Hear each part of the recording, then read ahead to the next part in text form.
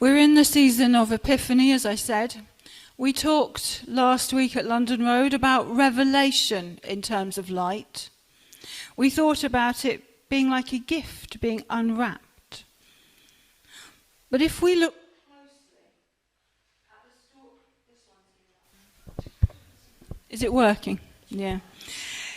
If we look closely at the stories that the Bible tells us during this season, we notice a recurring, unsettling pattern.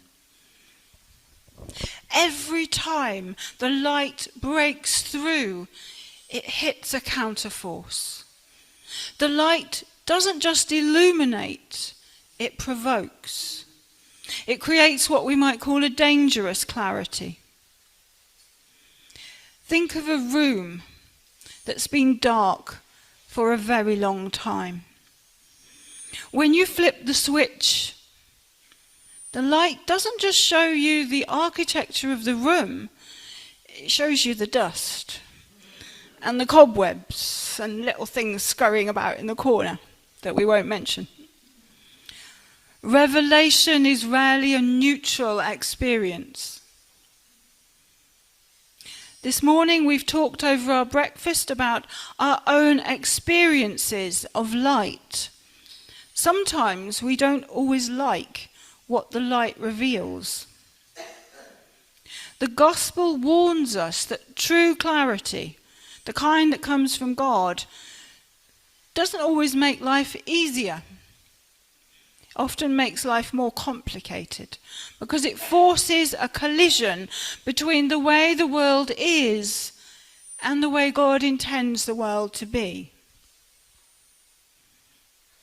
We're going to look at those collisions that we've heard in the readings this morning. But before we do that, I want to look at how we approach the light. In John's Gospel, I thought it was too much to have 4 readings this morning, so you're just going to have to go with this. But in John's Gospel, we meet Philip and Nathanael. Philip's excited. He's found the Messiah. But Nathanael is the quintessential realist. He's got his own wisdom and his own local prejudices. And he scoffs, and you all know this saying, "Nazareth, can anything good come from there?" Nathanael represents that part of us that thinks we already know where God is allowed to show up. We think God is in the important places, the holy places. We dismiss the backwaters of our own lives. But Philip doesn't argue with Nathanael, doesn't try to sell Jesus to Nathanael. He simply says, "Come and see. Come and see." It's a radical theological shift. In our modern world, we are obsessed with go and do. We define our faith by our busyness, our activism, our productivity. But Philip's strategy is the sovereignty of seeing. He invites Nathanael to be a witness before he is a worker. We're Methodists. We always go for doing the work first. But this is about coming to see first. To come and see is to surrender the need to be the expert. Where the dangerous clarity comes into this is that when Nathanael finally stands before Jesus, the tables are turned, and Jesus says to Nathanael, "I saw you under the fig tree."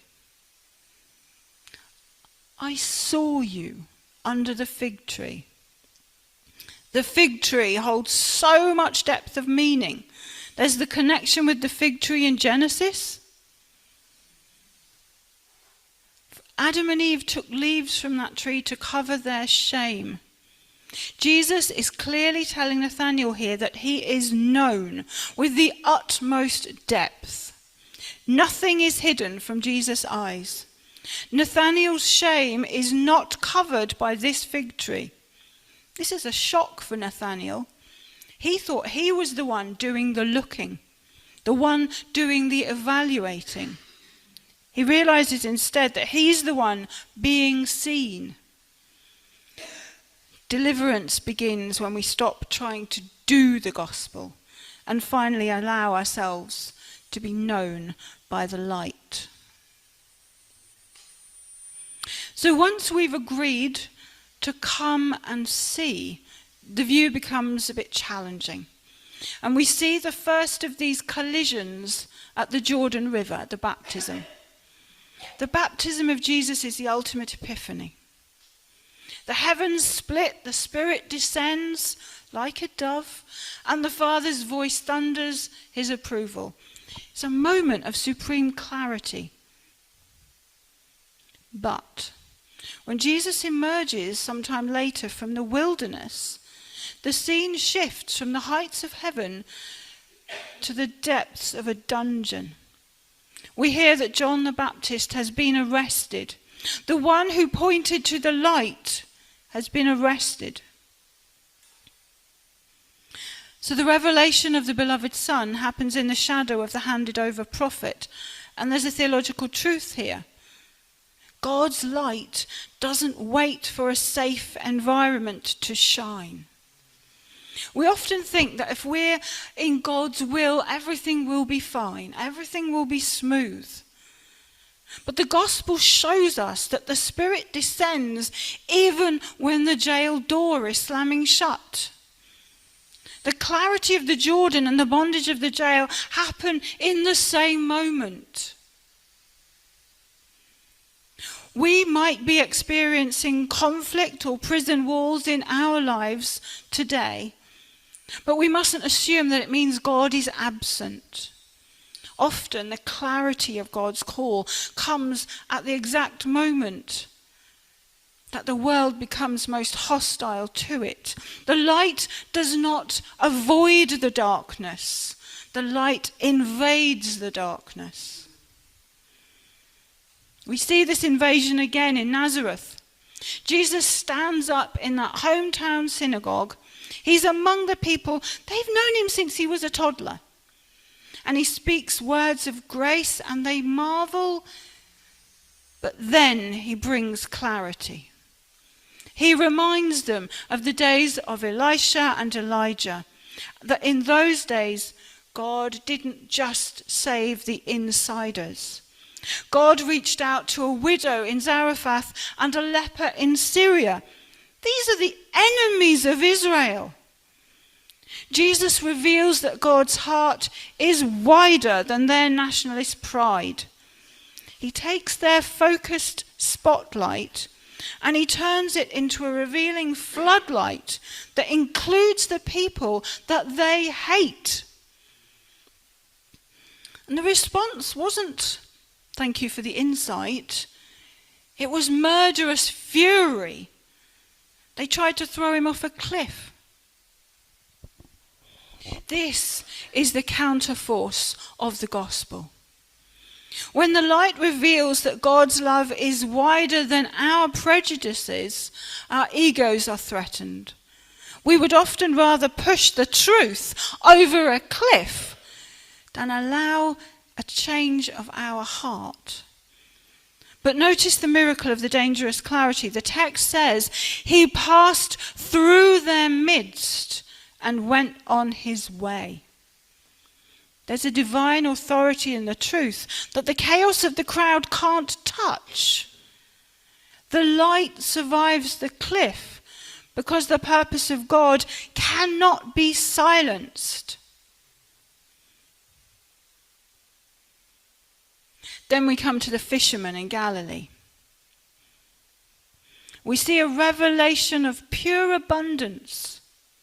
Nets breaking with the weight of the fish. To any fisherman, this is the ultimate blessing.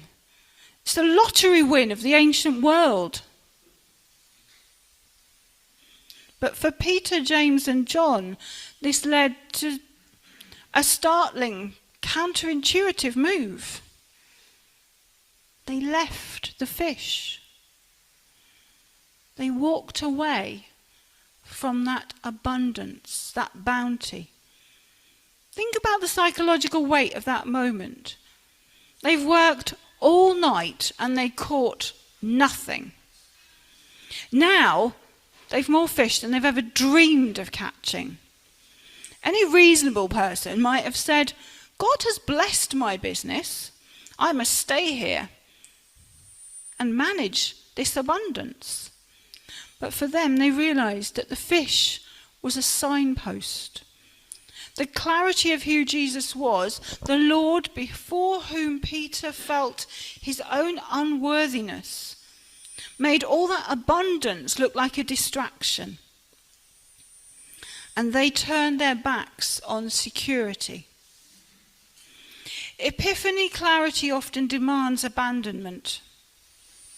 To see the new thing that God is doing, we must be willing to let go of the very successes that the world tells us we are going to cling to.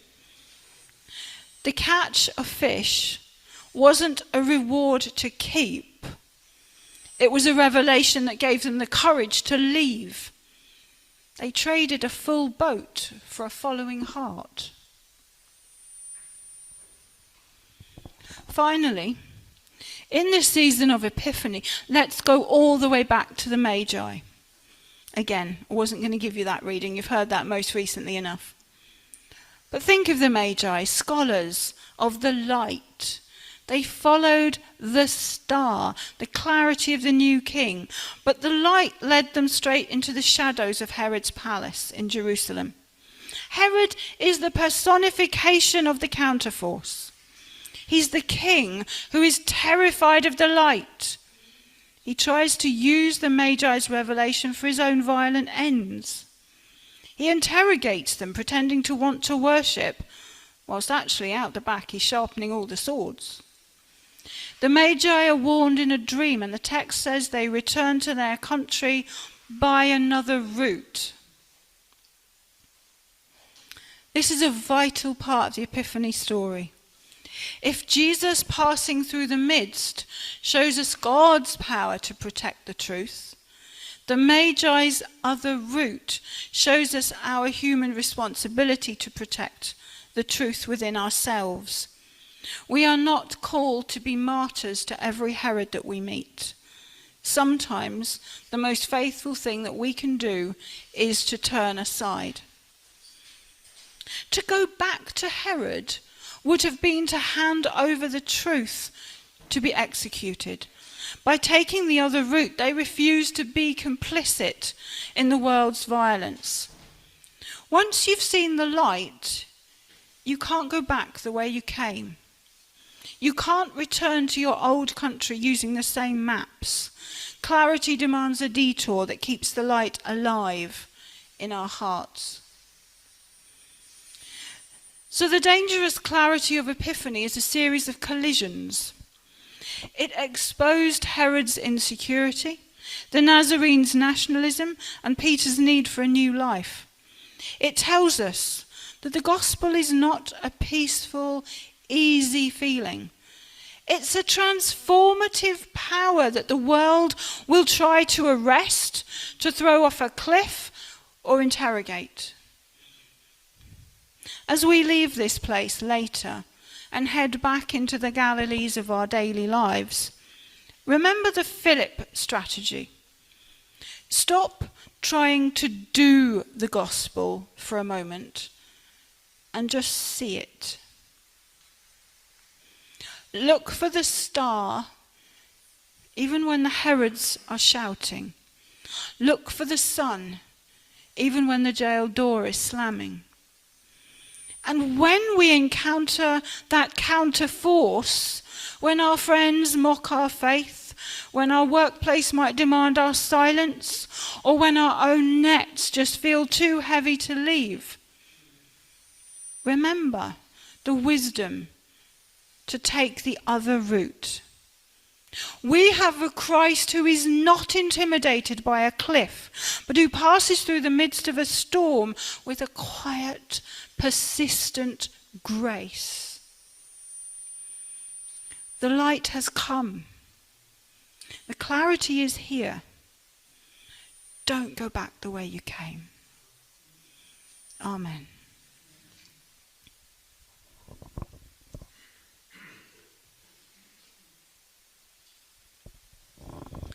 Let's sing now of the love that sent that clarity to us, how deep the Father's love for us.